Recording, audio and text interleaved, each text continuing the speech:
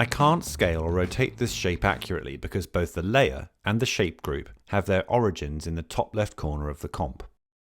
You can use Penpal's Scale Paths button to scale paths by an accurate percentage amount around their center, regardless of containing group transforms. The Rotate Paths button will rotate a path around its center by 10 degrees by default.